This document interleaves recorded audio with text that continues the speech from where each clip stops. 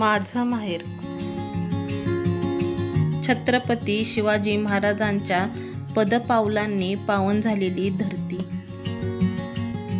किल्ले वारुगड. हा वारुगड किल्ला लोकसहभागातून आणि शासनाच्या मदतीने ह्या किल्ल्याची दुरुस्ती करण्यात आली.